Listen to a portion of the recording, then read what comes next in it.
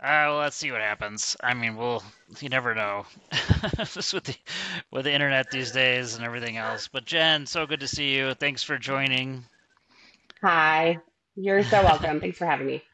Do you have a coffee mug today? Do you have a coffee, or are you not a coffee drinker? I am a coffee drinker. My one of my small sad pleasures is on Fridays I get coffee when I drop the kids off at daycare. Every other day I won't do it, so I have a teeny tiny macchiato cup from Starbucks here. Oh, well, you went fancy today. Nice. Yeah, it's a Friday. I go crazy. How Go about you? What are crazy. you drinking? I got a little latte I made from my own espresso machine, and I got a little mug that says Smile, I think. I'm at my place. Nice. Yeah, we have a little lake house up in northern Michigan, and so I'm up here, so the internet might be a little spotty. Not gonna lie to you, that could be part of it. But I Yeah, do have my I was cardigan gonna on, ask. which can't really see. I got my one that's like feels very festive, feels very summery. I like it. It Yeah, does. I do I what I don't can. have any summer cardigans. I had to pull mine out of storage, and that's it. It's a top tier cardigan though. Oh, This top one puts tier. in the effort. Okay, top tier. I like top tier. That's nice. It is. Fantastic. Well, I haven't when I thought about this dumb idea, because I basically like I don't know if you ever caught Seinfeld's thing where it was like comedians in cars drinking coffee. Have you seen these? He Yes, did it I probably have. like 6 or 7 I've years seen ago. them, and they're Yeah, great. they're awesome, right? So Yeah. I thought, well, it'd be fun to do something similar, and then like, how could I name it? And I don't know how in the world cardigans even came up in my vocabulary, but I was like, oh, that goes pretty good, and I didn't even own one, so then I had to buy some. And Yeah, then but you've got to commit. Like it's in the name. You've got to commit at that point. yeah, I mean, I'm stuck with it now. So and then Yeah. I basically was like, I hadn't thought of like when we started this was the winter time, right? I was like, well, at some point it's gonna be the summer, and I'm like, I don't know if a cardigan works anymore, but whatever. I mean, I'm Yeah. pot committed at this point, so what are you gonna do? Yeah. You could pivot to sweater vests in warmer weather, like a Hanes classic with a sweater vest over it. That's coming back in Oh, style anyway. So you could find okay. them. The sweater vest. I was big into the sweater vest for a while, and then people made fun of me, and I stopped. Yeah. I stopped. I Dig those stopped out. using them. Yeah. Cool. I think Very they're cool. back. Are they back? That's good. I'm excited about this. I think so. Yeah. Yeah. I don't know. We don't know anymore. You have I hope small so. kids. How do we know? My kids are teenagers. They make Yeah, fun of me about I everything. can't. So, Yeah. But I'm like 4 social media platforms behind. So by the time I'm in the know, I think the trend has already come and gone. Like I can't do TikTok. It's too much I can't adopt another one. So I'm stuck. I'm stuck at it's Instagram. it's all my kids do. They don't do anything else. They won't even bother. They don't even bother. It's like Yeah. I said, well, I mean, It's, yeah, it is what it is. yeah, it's wild. But anyway, Uh, sweater vest yeah. coffee. I think So we're set. We're in a good no, that's spot. good. Yeah, we're set. Jen and I got a chance to hang out. We did. What did we? Where were we? Oh, we did a UiPath like conference thing for automation, Yep. and We're at the UiPath conference. Yep. and we didn't really know anybody, but we knew each other, and we got to spend I don't know like 3 days together doing sessions and everything, and then I had a whim. I had the week before. I was like, I knew U2 was doing the Sphere, and so I bought ticket just by, I was like, I gotta just do this. It's a Wednesday night. I knew they were playing Wednesday, and then it was like a limited run, right? They only did like so many shows, Yeah. residency, and then it was like the day of, and I remember being in a session with you, and you were like, kept looking for tickets, right? Isn't that how it went? I Yeah. think. I was like, I'll see what I can land. And it's funny because I had no intention. I don't think I even knew the concert until you told me that first night. And then I was like, man, I was like lukewarm on it. It sounded fun. It was a thing to do. And then there's this thing that my brain does where like now it's an objective and I've got to figure it out. And so it's like looking on StubHub and is this one still available? And I should have jumped on that one. So then it became very important to me. And so I think I was resigned and finally like I can't spend $750 on this ticket. And then like 4 hours before something popped and I was like grabbed it and hoped it was legit and it was. So that worked out well. Yeah, no, it was amazing. I was on the floor, but you were in the third tier, but it was still amazing, right? Like, it's not a bad seat in that whole place. No. it's just so you can't really explain it. I mean, it's so immersive, and the whole thing is just everywhere. So yeah, there isn't a bad sea because you're not. It's everywhere. The whole experience is everywhere around you. So I don't know. Yeah. It was really cool. One of the cooler things I've done ever. Yeah, So it was thank you yeah, no, I'm for glad it that went. nudge.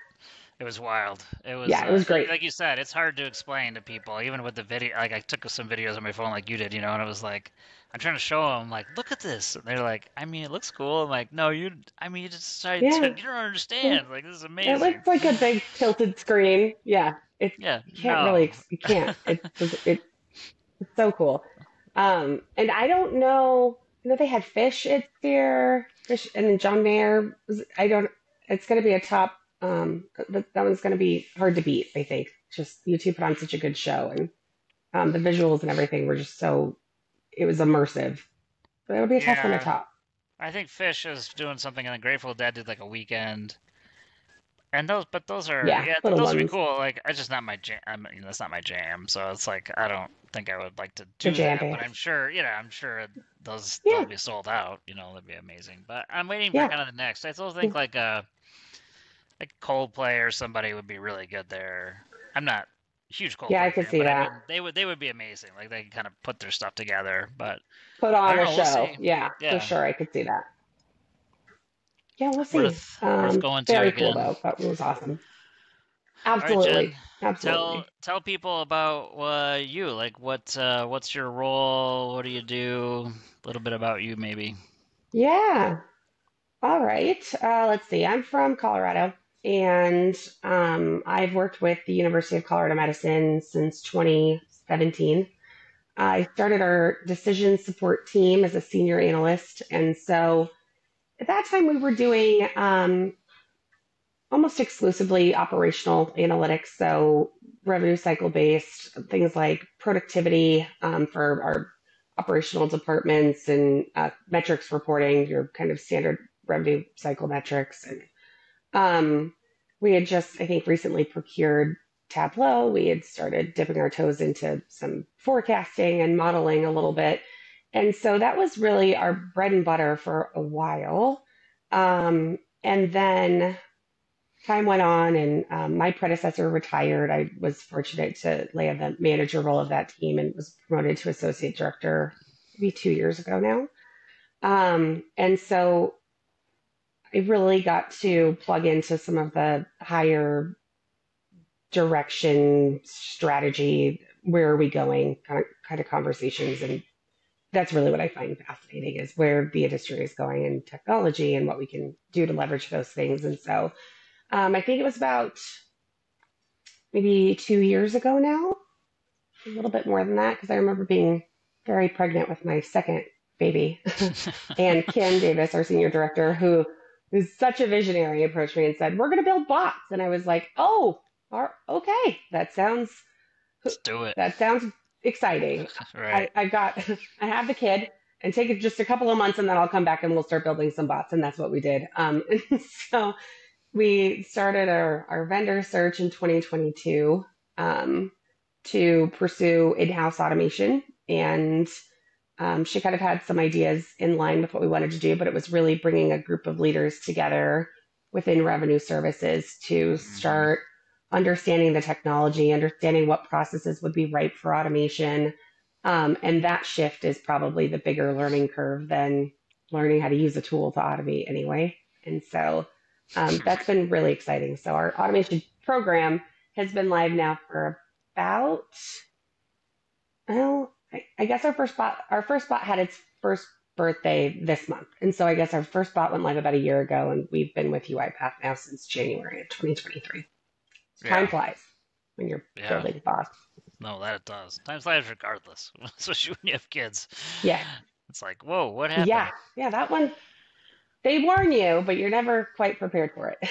No, It's hard to mine. be. We just got to set the appointment for her to get her driver's license next Friday. So my oldest, it's like for the level one where she's in That's a big training. one. But it's like, holy crap! Like Still. it's, Yeah. You're going to see her um, behind a car. Like that's behind the wheel of a car. yeah, that's funny.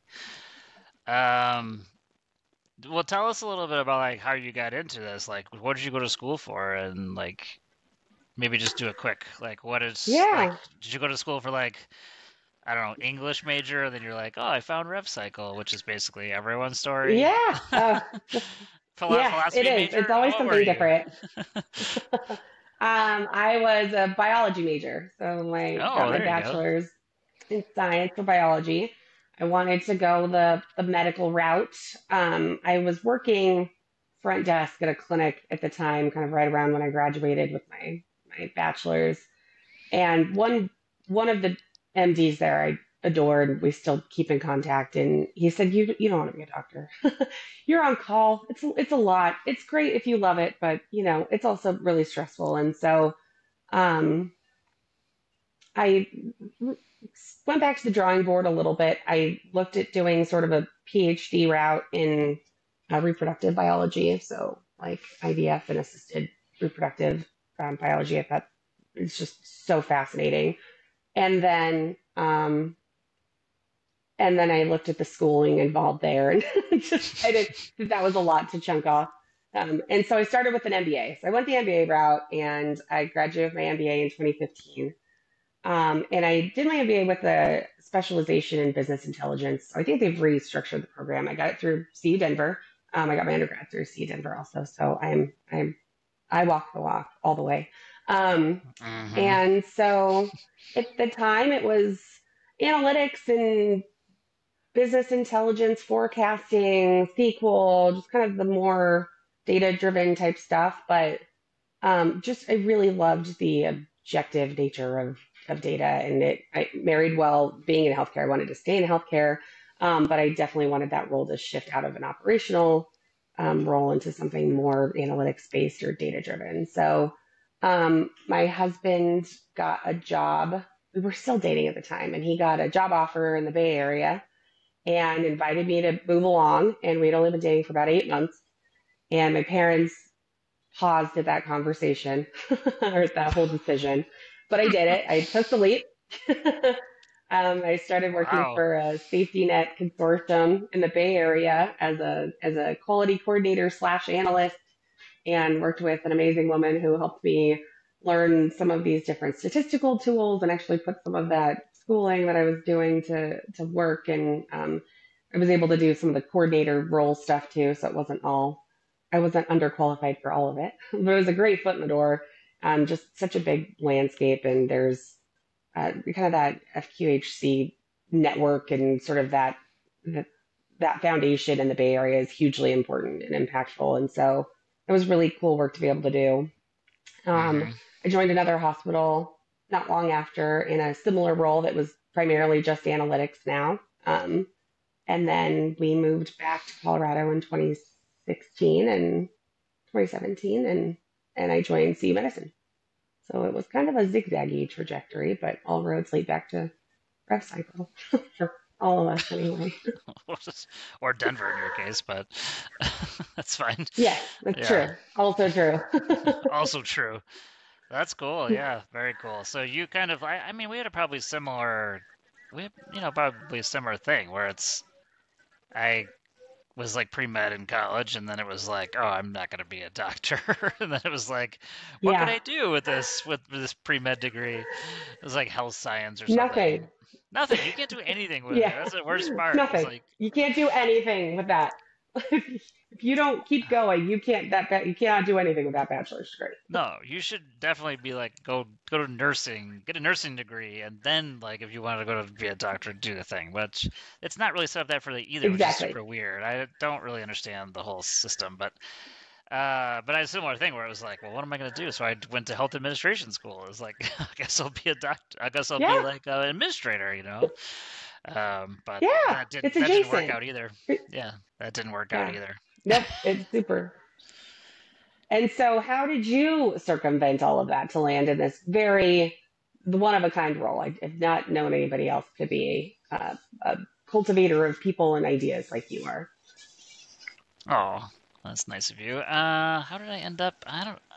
I mean, how does anyone end up in something? I guess I ended up like going to work for a hospital, and because that's what you did. I got an MHA degree. I'm like, I'm working in a hospital, and I think it was one of those things where you're like, I immediately kind of was like, oh God, I don't really want to do this, but what else do I do right now? So I did it for like 5 years. I ended up like managing surgery of all things, which, Hmm. like not managing all of it, but just the business side of it and like the supply people and like central sterilization they called it and scheduling and Yeah. but I got this opportunity to kind of see like how does a hospital work and like what is a middle manager like life like in a hospital and how does it all happen and oh my God, it was such an education. I mean it was terrible. I hated it, but I also like I learned so much from people like especially Yeah.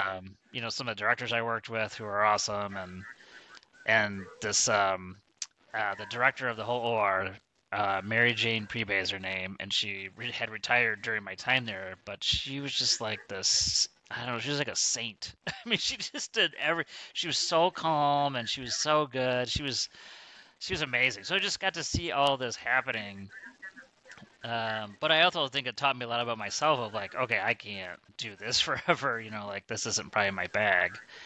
But then, I mean, how I got into rev cycle was I just by chance I um, I was at the very first hospital this new company startup called Accretive Health was at, which is now R1.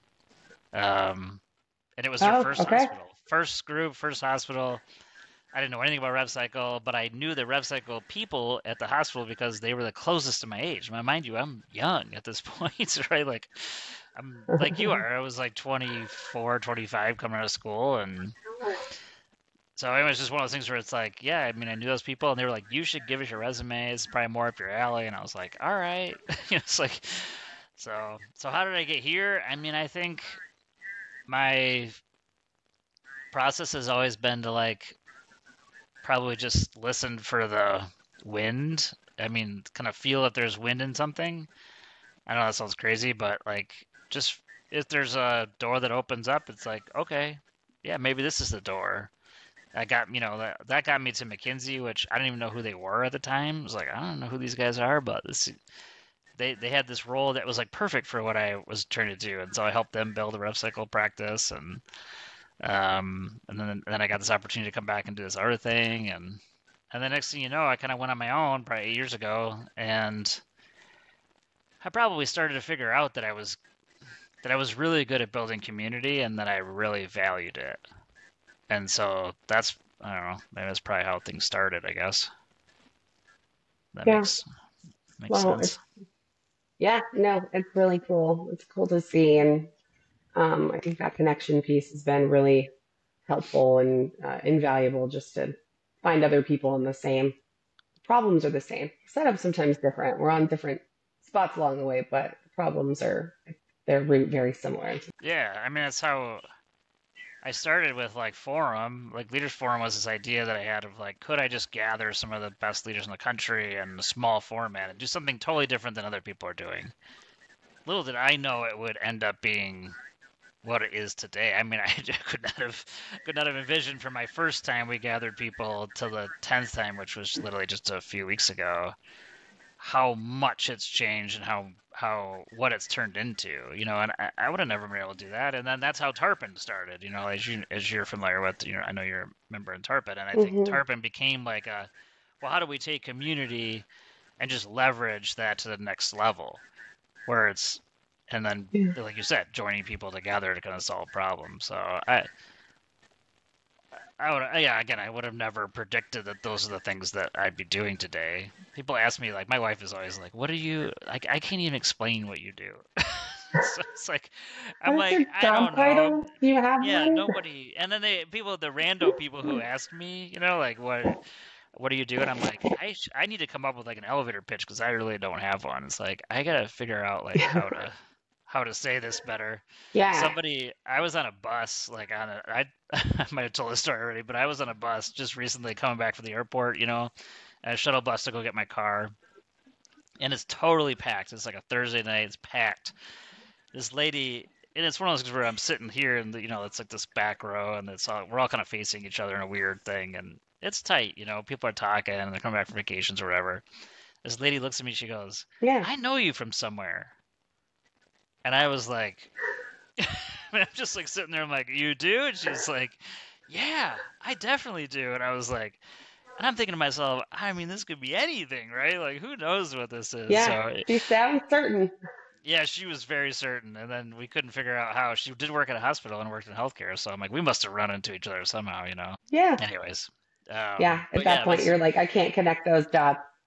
Too many no. people, too many places. It could have been anything. I mean, we could be. And then I was worried, is like maybe it's a bad thing. Like maybe she does recommend me. Maybe I had to fire her once. I don't know. We had to do these layoffs once at the hospital. At the hospital, I was in the OR, and it was like the worst thing ever. So like doing layoffs Oh, was terrible. But again, it taught me a yeah. lot. Like That, sometimes the hardest things and yeah. the things with the most pressure, those are the things that will maybe guide you in like how you would do things in the future or not do things. And so I don't know. It's interesting. Yeah. So Jen, Yeah. tell us a I bit think about you. overcoming the, Oh, go ahead. Sorry. nope, go ahead. No, you're good. Go ahead. Well, I was just gonna go into like I know you kind of like you built a program from scratch, like it was you. You built an automation program. Like, what are the things? Kind Tell a of. little bit about like what are the things that you went through to kind of get there, and then how did you make some decisions on what to do first? Like, what are maybe even lessons learned on some of those things? I'd be curious to hear your thoughts. Yeah. So I was certainly chartered, kind of with kicking this off and wasn't really sure where to start. Um, so you start where anybody does. You start Googling some stuff. I bought a couple of books, just really trying to You bought understand the books? technology. I did. I bought like What was actual a book that, physical books, and or they've no been way. crap. No way. Really? A book has There's this in probably it? one up here. Okay, this is The good to know. Robotic Process Automation Handbook. It's right there, still on my bookshelf. What? It Is when it like you're a like when Robots you for know Dummies book? nothing, RPA for Dummies? Is there that's one of basically what those? this one was. Yeah, Oh, like fantastic. I'm not even at the 10,000 foot view yet, so just like give it to me Give me as the dumb lay of as the it needs land. to be. Right. Um, yeah, so I bought some books and I attended a very interesting. It was a conference kind of geared towards outsourcing and intelligent automation, summer 2022, and that was really nice too because they had multiple vendors there. I think they had some of the bigger RPA ones, some of the smaller Abby and Nice, like some of the second tier, not the big three. And there was just a lot of opportunity to network and talk to people. Like, what are you using? Have you always been on this platform? What do you like about it? What applications are you using it for? I just met some interesting people. It wasn't healthcare. It wasn't specific to anything. It was really just listening to a few chats on process improvement and just really starting to immerse myself in that type of language. Like, really, Mm-hmm. it's a holistic thing from the beginning of a process all the way through. And so that's sort of where we started. And that was kind of what started to spin around in my head around the roles that we would need, the governance we would need around it, what talent we had inside or internally for process expertise already, if we could leverage any of that, because certainly being close to our system and our existing workflows is a bonus. Um, and so I came back and formed a really little steering committee. It was me and two of the other associate directors who I trust very much, and one of the senior analysts on my team who's been with the organization for many, many years, and is just kind of a good picker aparter of things. When he hears something that doesn't quite jive, he picks it apart, and I felt like that was going to be really important here. And Yes. so that team started. Um, Conversations with vendors. We started, I think, literally from web forms with like Automation Anywhere and Blue Prism and UiPath. Like, we're brand new here. It wasn't Mm-hmm. even I know a guy, or let me contact. It was like we started from the beginning. And I think it was right around that intersection that we connected with you and Nick Malenka to start talking about Tarpon. And that was sort of an idea that was churning or in its early stages, in its infancy. And so we really felt that that level of collaboration was a good supplement to the things that we were doing in house, kind of a good litmus test, a good sounding board. Are we, this is what we're doing, and our journey is going to look a specific way, but having that resource and a net to kind of back that up was really appealing to us as an idea. Hmm. So we went through a very long vendor search. We did a lot of due diligence with our own ITS in-house just around security and um, kind of division of responsibilities. This looked very traditionally IT, but it was something that we wanted to live in revenue services. And so finding that balance and what are you responsible for? What are we going to run on our side was a dance, and really, really pleased with I mean, and it is with anything, and I've really cultivated some good partnerships and kind of a really good. We've got a couple of key resources that have been really close to the project and let us be as autonomous as we have to be on the development side. So they've Were really they been like, good partners to us. yeah, I mean, were they receptive to kind of you owning it? I mean, we've heard stories from all over the gamut of like from Yeah.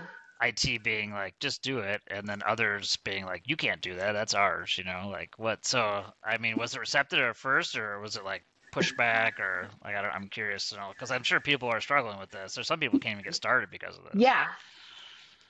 Yeah, no, it's a real thing. I wouldn't call it pushback. I would call it hesitation or apprehension, maybe. I think just around what is this going to look like? Because what it is that you're setting up requires infrastructure. It requires servers. It requires a level of support that lives on this side of the fence, and maybe some considerations around downtime and backups and that kind of thing that we hadn't historically had to do. And so I wouldn't call it pushback, but it definitely was. We wanted to be certain, kind of, that everybody was comfortable with the tool that it was that we were rolling out, what that setup would be from a HIPAA perspective, that we felt that we had everything in place to approve that. Logging what information was going to go back and forth via PHI to, possibly back to the vendor or live in logs Hmm. somewhere. So we really kind of got into the minutia of all of these things that were really good considerations and probably ones that we didn't have going into it. But it took a while to get there. But I think when we got there, we were all sort of on the same page in terms of whose role was going to be what, which is probably the better time to do it than we installed this Later. tool, we made a big purchase, let's figure it out now. Yeah. So I would say that probably added extra time to the process, but it was a process that had to be done. And so I think Yeah, it makes it sense. ended up in a really good place. Yeah. And so we've got one or two key resources now on the IT side where, if there's a bot machine that needs attention or an upgrade that has to be done, or that he's sort of our go-to and is really intimately familiar with our setup. He was involved in implementation that we did with UiPath, and then beyond that, the hands-on keyboards, actual automation work is all.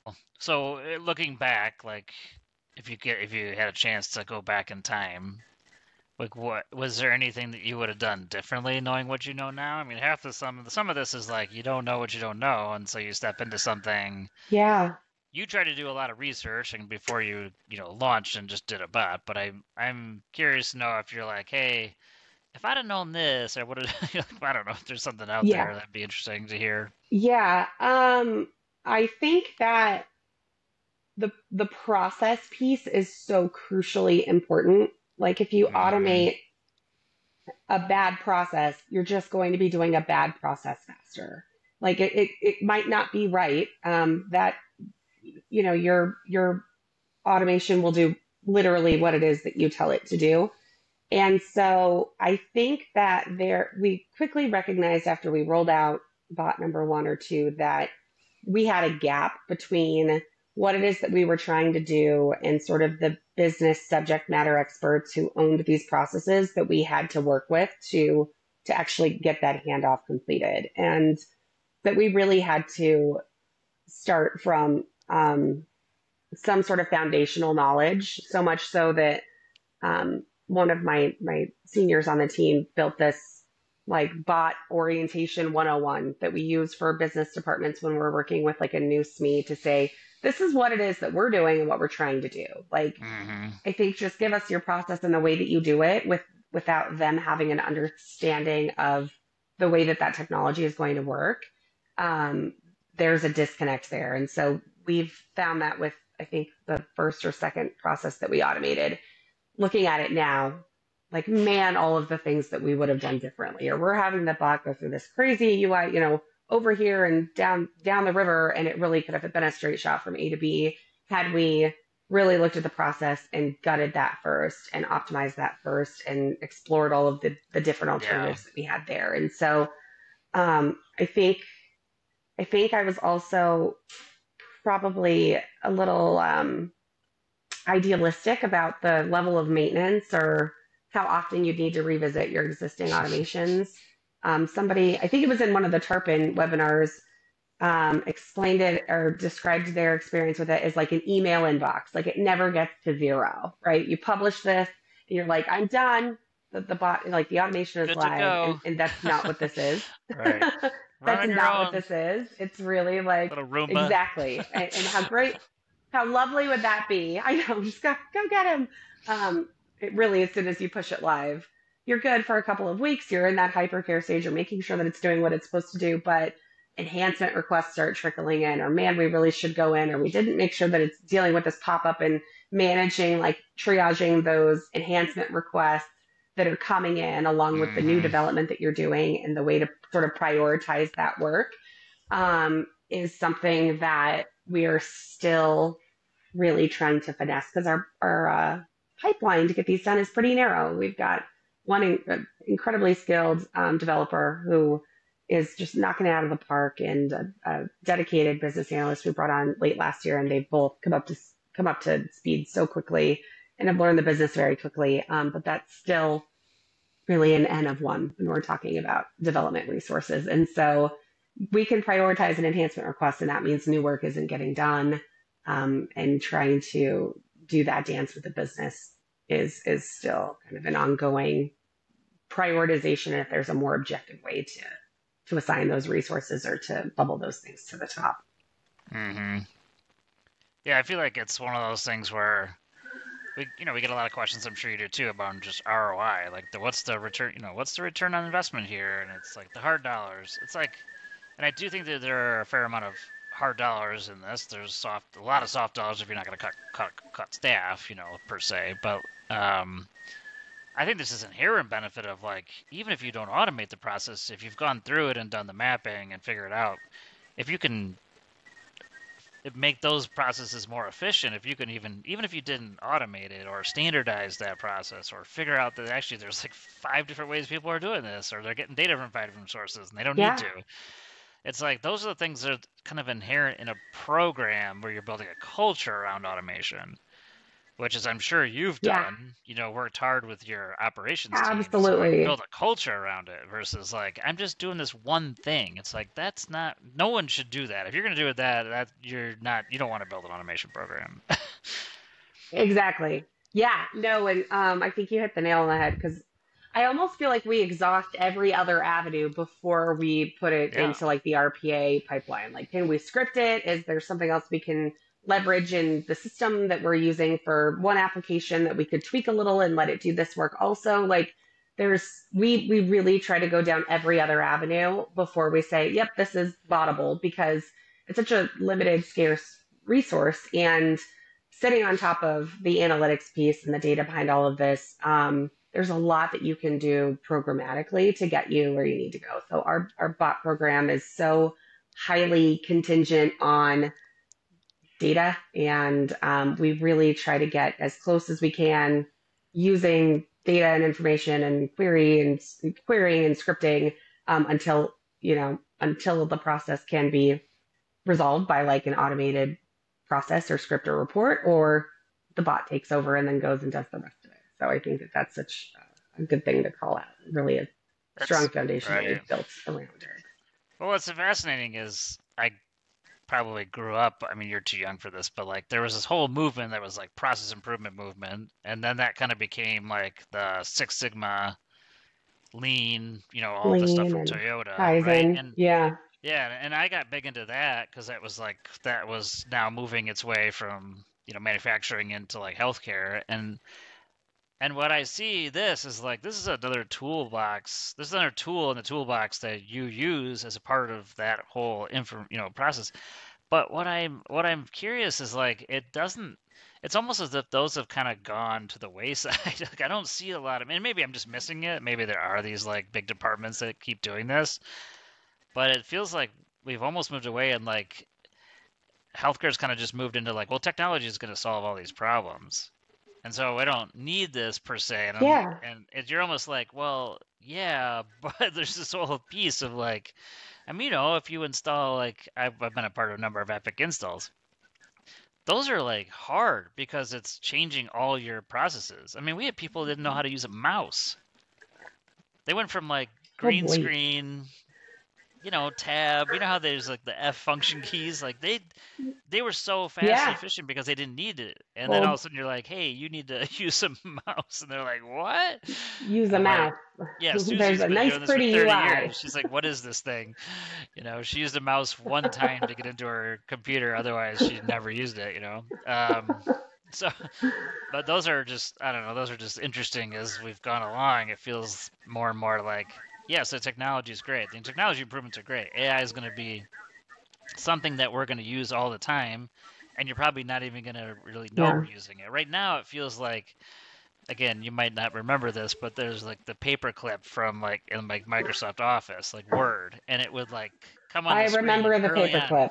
And it was so Hmm. annoying. It's like, we're Popped going to up. solve this problem. I'm like, no, you're not. Like, this is terrible. And then finally Microsoft got rid of it. It feels a little bit like that, where they're just like pushing like AI to, you want AI to help you do this? I'm like, no, I don't need AI to help me. Like, no No, one I needs to don't. help me do this. So I get so many pop-ups now, it's driving me crazy. But I do think it's like, it's how Yeah. we're going to talk to computers. That is going to change things. And it's just really another tool, like the way Yeah. that we're going to get smarter and smarter. But to say that it's going to take over, we're still going to have the processes, like those still need to get Yeah. revamped. And it's like your closet, it gets full every 3 months or so. Which is Yeah. probably similar to No, the there's bot, still right? that The bot oversight of eventually, it. like, you need to do some work to it every once in a while. A name change happens, or Yeah, I feel like we kind of snake through them for sure. Like this, our most recent bot has X, Y, and Z and is up to date and can do these things, or there's an enhancement we've been really wanting to do. So then we snake that back to the other ones, and then it's time to come through. So I think we just keep visiting. We keep getting off on these exits of each of our bots on a pretty regular basis. And to your AI point, it was amazing because I think at that same UiPath conference, there was a session where UiPath has a module now that will like write your automation for you. So you just interact with their AI and say like, I want to build an automation to do da da da. And so hmm they just automate the automating, which is also pretty wild. automate the automate. Wait a second. They automate automate, the they automate the automate the automate the automating. automate. That's weird. Yeah, they built, you just say like, it's like an LLM and I want to build a bot that does this and it will just go and start building out that workflow and studio. So at that point, uh, the process is very important because AI is just trying to do the automation for it.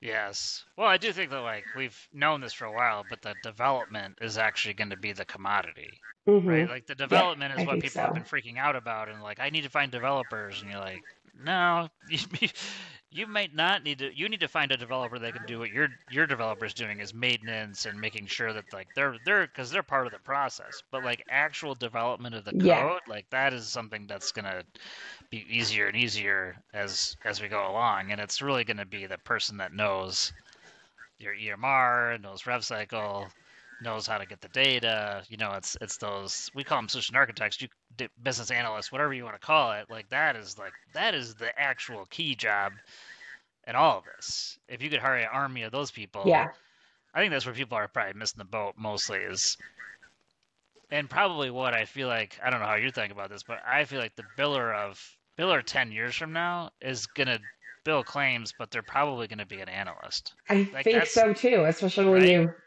when you've shored up all these lower hanging scenarios or things that can be made more rules based or fit into some sort of a categorization based on XYZ. If I look like this, do this with me. Then you end up at the bottom of the pool, your high dollars, your surgeries. You want somebody to be able to run the gamut that all the way through with those. So, I um, mean, you could see someone takes that, two. if they're good at it, like could just if they get really good at the prompts, right, using AI to do something, like you could see them automating little things just for themselves, right? Like go Yeah. out and find Yeah. this language and bring it back to me, and like while they're doing something else. Like you could just imagine that in the future, those people are like there's still like an expertise required to understand what the payers are going to do. Because as you and I said in the Hmm. in that payer thing, they're gonna come up with Whew. all kinds of strategies, right? Like they're that is the game, like whether we like it or not. So they're gonna come up with all kinds of strategies that are gonna change and shift, and they're gonna change things on us without even telling us. Like 100% that's gonna happen. So it does require Yeah. people, but I think it's like again, I people think AI is gonna change everything. I think AI is gonna be another thing that makes us more efficient and probably makes Yeah. information's As already become like it's not, it's easy to get information.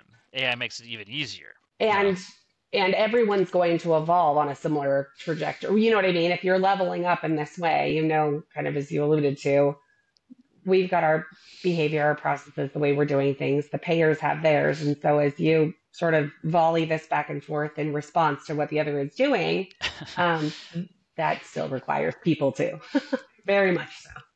It is an arms race. I can't stress it enough. We are absolutely they're doing I things on their think that's side the, that's figuring out how to automate a bunch of these things. We're doing stuff on our side, figuring out how to automate things.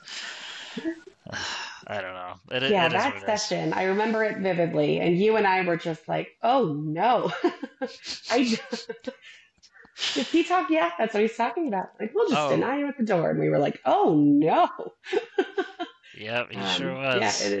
it was an interesting perspective. I think I was like, remember he had the slide. So what we're talking about is we were at this presentation at a conference, and it was like a payer guy, and he was up there, and he had a slide that says he saved $20 million with one bot, is what he's right.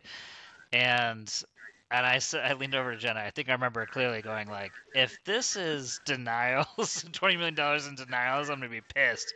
And that's Yeah, exactly what it was. It's yeah, exactly what it was. yep, yep. I saved And twenty so million dollars. that was eye opening.